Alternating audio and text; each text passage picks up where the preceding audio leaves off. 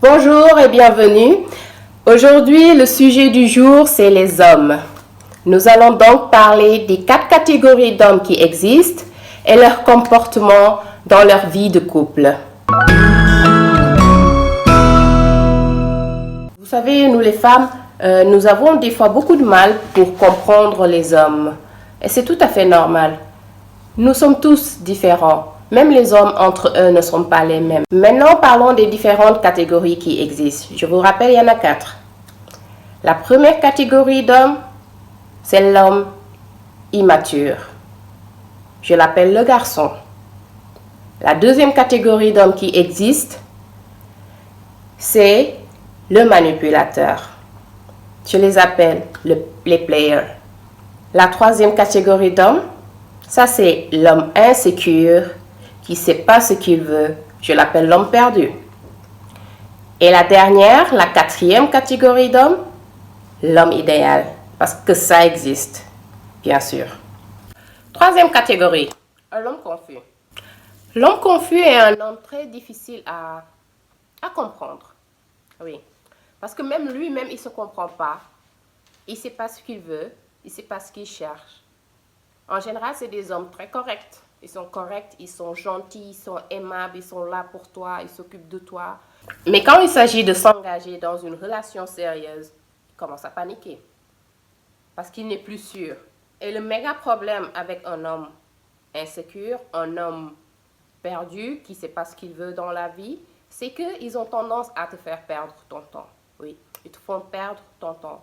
Toi, tu es en relation avec eux, tu les aimes, tu supportes, tu patientes. Ils te font patienter forever. Tu patientes. À chaque fois que tu parles d'avoir une relation sérieuse, de mariage, on va dire, il y a toujours une excuse qui fait que il te demande de patienter. Il n'est pas prêt. Ou bien il a un nouveau travail. Ou bien il a ceci. Il y a toujours une excuse qui fait qu'il te fait patienter.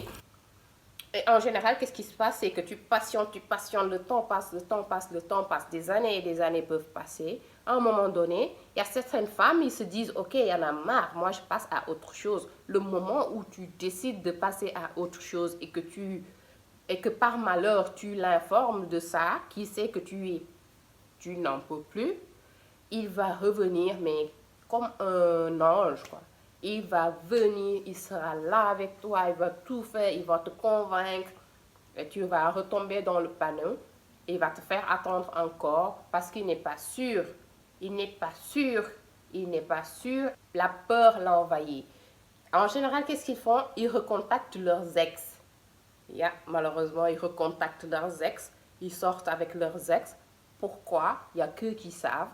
C'est pas qu'ils ont une relation, hein. Ils essaient quand même de réveiller la relation. Ils veulent être en relation, mais ils ont peur de s'engager. Ils ont peur de vraiment faire le grand pas. Il y a une peur. Il y a quelque chose qui les retient au fond d'eux-mêmes. Ils peuvent juste pas faire ce grand pas-là et te demander en mariage, te marier pour que tu deviennes leur femme. Ils n'y arrivent pas. Ils sont insécures, ils ont peur de tout, ils ont peur de tout le monde et ils ont même peur de toi. C'est pourquoi c'est la seule limite. Il peut t'aimer à la folie, mais tout faire pour toi, tout, tu vas rien manquer, il va bien s'occuper de toi. Mais il peut juste pas te marier parce qu'il est insécure au fond de lui-même, il a une certaine peur, il y a quelque chose qui l'empêche de le faire. Peut-être il a vu des mariages qui se sont catastrophiques. Peut-être il a vécu dans une famille où les parents ont eu des mariages catastrophiques. Il a peur. Mais si toi, la femme, tu as la chance de détecter ça, de comprendre que, ok, au fait, il est insécure, il a peur, c'est pas parce qu'il t'aime pas qu'il demande pas ta main ou qu'il veut pas se marier avec toi, tu peux l'aider à avoir confiance en lui-même, tu le rassures intelligemment, tu l'amènes à la réalité, tu lui montres que, ok, tu as vu des événements assez néfastes dans des vies de couple, mais ça ne veut pas forcément dire que c'est ce que toi aussi tu vas vivre. Tu peux avoir une vie de couple heureuse et tu lui montres aussi que c'est possible en agissant en conséquence. En agissant de façon à ce qu'il soit rassuré. Il faut que toi, tu le rassures. Ça va lui donner un peu plus de courage pour te demander à main.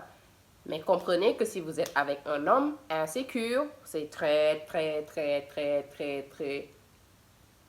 dur pour qu'il demande ta main. Il va te faire attendre éternellement. Pas parce qu'il t'aime pas, mais juste parce qu'il n'est pas sûr. Ça peut être très risqué, hyper risqué même, de se mettre en couple avec un homme insécure.